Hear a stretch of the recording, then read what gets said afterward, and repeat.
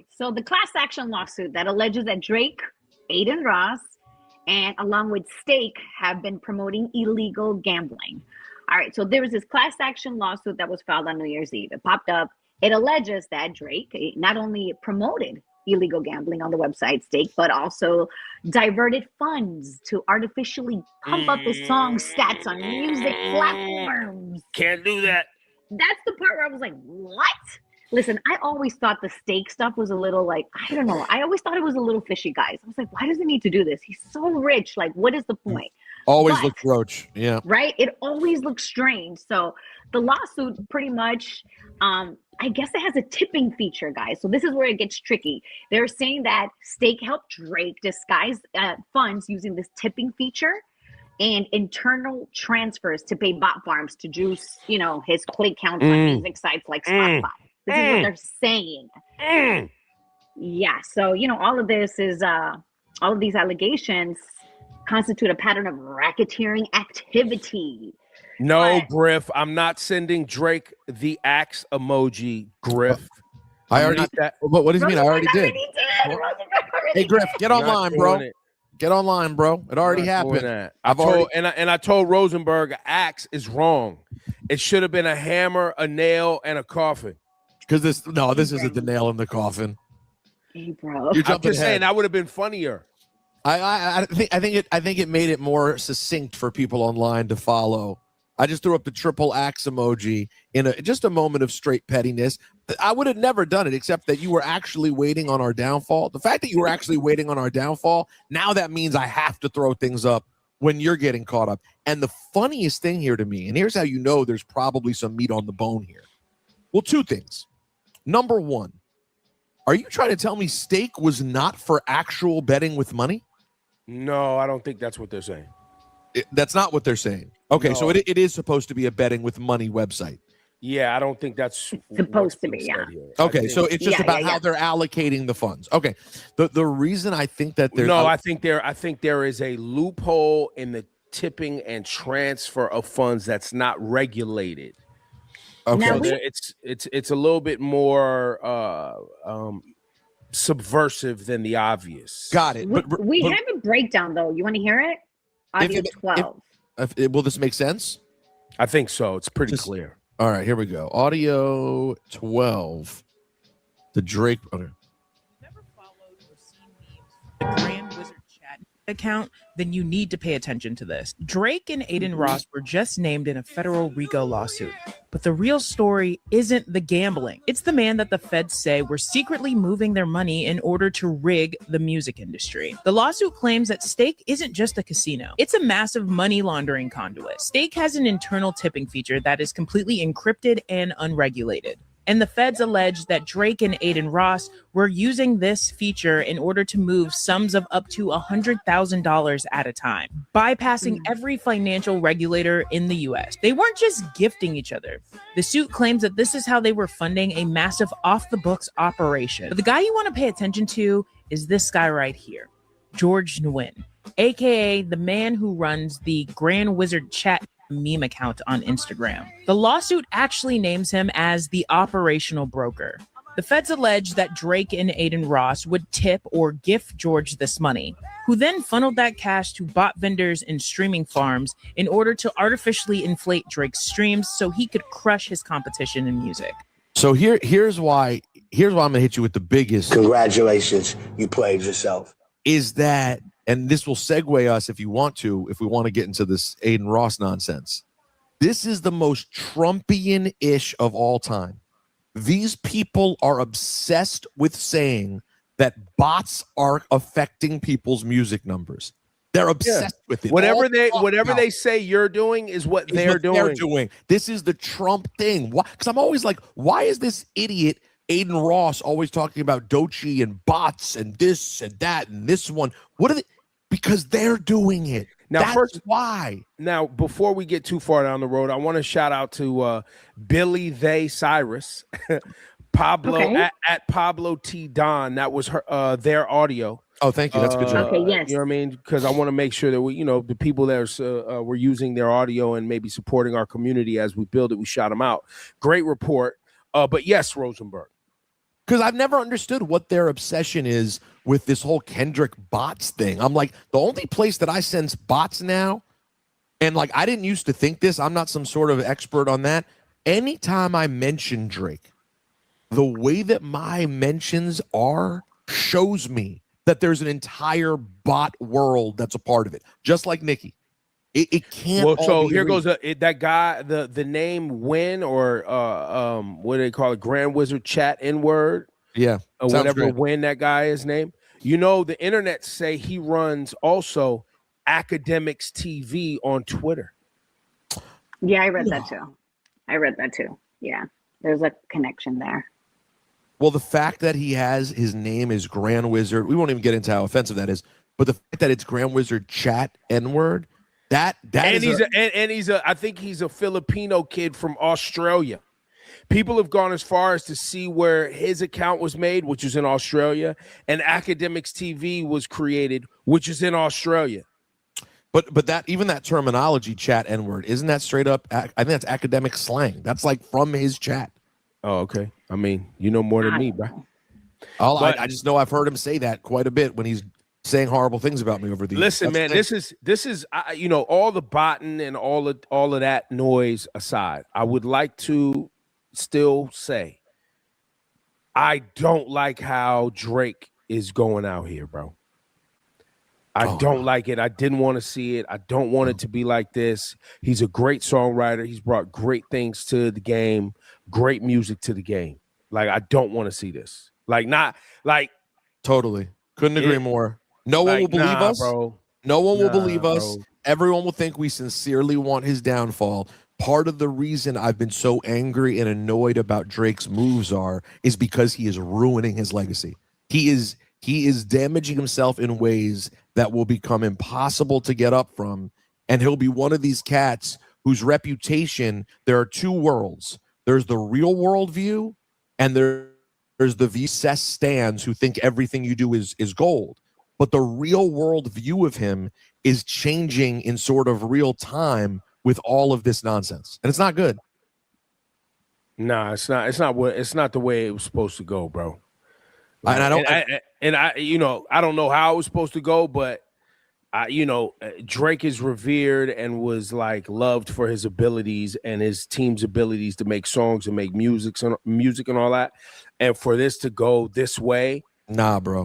With a federal RICO charge alleging that you were like scamming streams using a gambling app between you and a bozo like Aiden. Yo, think about Aiden Ross, bro. No, Aiden Ross sums up. He's a clown, man. Not like us. Not like us. The version of Drake that Kendrick painted and that so many people were like, wow, is that who you are? That guy is Aiden Ross. That's Aiden Ross. You are standing next to, and they stood next to each other. Laura, I remember when Laura got here and reported it. They did a whole campaign together. They've been standing next to each other so tough. This guy, you want to talk about a culture vulture. You want to talk about someone who just sucks from the culture while not even caring about it or giving it. It's disgusting. And that's where Drake may have been doing all of this stuff while he just tried to file a lawsuit because he didn't like the raps. Well, now I got to give you a little space here because Rosenberg, because I sent you a audio clip that came across my timeline on Twitter, and it was Aiden Ross calling into Akademiks to try to articulate and justify Laura Style calling Doechii a dirty bitch and how he calls all women who are just untalented trash. He calls, and it's not based on race, and it's not this, and then he goes into, you know, everybody just, you know, I'm gonna call the cops. I walk around with 4 security guards, and I live in a state where it's a stand your ground. I don't know why y'all threatening my life. I might get Mossad next to protect me. I don't know why. No, it's crazy. No, it's crazy. And then he starts going, you know, everybody, I know I'm not supposed to be speaking because I'm just the Jewish kid. Yo, he starts throwing around the Jewish kid card. Yo, Rosenberg, I know seeing this has you a level of frustrated that is unbearable.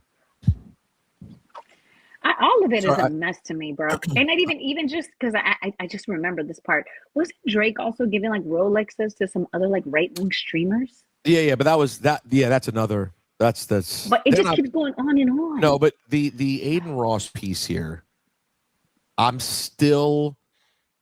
been trying to put my thoughts together about it for a long time. I've been trying to put my thoughts together about it for a long time. And I do it mindfully because the one time I spoke out against Aiden Ross, when he said something, I forget what he did. He forgave someone of anti-Semitism publicly, like Kanye or something. He was like, "Nah, you're good with the Jewish people," or something. I went out there and I was like, "Yo, bro, shut the F up. You do not speak for anyone. Who are you?" When I did that, I like immediately started getting threatening phone calls. So I am mindful of dealing with this dude and the crazy people that follow him. It's like everyone who at some point hated me, this is what they thought I was. This is what they thought he's a rich, untalented, nothing, no love for hip hop, no care whatsoever, clearly veiled racism and not so veiled racism all the time. And more than anything, the thing that makes me like, all of it's disappointing and gross, but Ebro, the one thing that jumps off the page about him that's unusual for a Jewish person who's in this role, he's also dumb. Like, he's not smart at all. When he talks, I'm like, oh my God. Even the Jews I usually don't like, I'm like, yo, I don't like Ben Shapiro. I don't like Ben Shapiro. He's a smart dude. He's just a bad guy. You are like not educated. This guy is dumb. You're not even good at being a Jew. You're a bad Jew. What is wrong with this guy? It's so bad. And then to hear him and Akademiks have this meeting of the mind. No, the meeting of the minds of Akademiks be like, nah. And thanks, Ak. Well, you're smart. You're a smart black. Thank you, Akademiks, for knowing I'm not racist. I mean, after all, I hire black people. I can't be racist. I call everyone dirty bitch. I was like, yo, Ebro had me watch this first thing this morning. This is the first thing I did. No, I did. Yo, but it was an active weekend. It was an active weekend because then on the other hand, you had this guy Trax over in the Diamond District going through the whole fight in the Diamond District over diamonds. So you have Jewish kid Aiden Ross doing whatever the shenanigans he's doing. And then on the other side, you got this Trax, who's this Jewish Ashkenazi jewelry dealer in the Diamond District, getting into a brawl with other Jewish jewelers. Yo, it was a bad weekend for the Jews, Rosenberg. I don't even want to count what 47th Street's a crazy place. Okay, that's kind of like I can't even like try to jump. Now I did send a text. I reached out to a friend of mine. All of us know Greg Una, and I did ask him. I'm like, "Is this real? This seems fake." And Greg said, "No, this is very real." Which I was like, I told him, I'm like, nah, bro, nah. I mean, I'm not saying that the animosity is not real, but Trax had to know what he was doing here, bro. Those videos are getting 50 million views. Well, and he promotes heavy on his Instagram. He's got 7 million followers on Instagram. And he promotes heavy, go to this.com, buy this piece of jewelry.com, go to here. And he makes good content. Like, it started hitting my algorithm thanks to this conversation. He started hitting me over and over again. I'm like, oh, he pays to be seen. Yes. And then the stuff that he does is like well-produced, very sticky sort of content. Yes. But I'm like, why is this getting so much attention? I guess the initial video is shocking because you just don't see people screaming like that very often. Or the spit. No. I saw the spit later. The spit was crazy. Oh, the spit. I was like, oh, God. But Rosenberg, it piqued my interest to put it on your radar in such a heavy way because neither of these Jewish stereotypes fit you at all. But people think this is you. And so I was like, bro, this is what Rosenberg hates the most is people look at him like he's an Aiden Ross or someone in the Diamond District. Look at his face. Look at his face. Congratulations, you played yourself. Because he's right. Because he's right. When Rosenberg. I first came along, a lot of people literally associated me with the worst stereotypes they could ever have. And he's right. You have two versions that are just so awful. The Diamond District screaming, crazy, not to be trusted lunatics. And then you have who are just like, money grubbing. Then you have this Aiden Ross, who, by the way, has now made it his brand to do this money grubbing hand thing. He's like, this dude is actively trying to create anti-Semitism and division between people. Oh God. And why are you obsessed with Doechii, bro? And why do you think you know about music and what music's really being streamed? You have no background in music. This is the problem we accept. And Ebro, this is why I get frustrated even with the good streamers, is that we have accepted that if you come from the video game streaming world and get popular enough, you can talk about anything. And that's a scary, scary thought. Well, the podcast world created this, man. These are people who have never played music in public or played music, to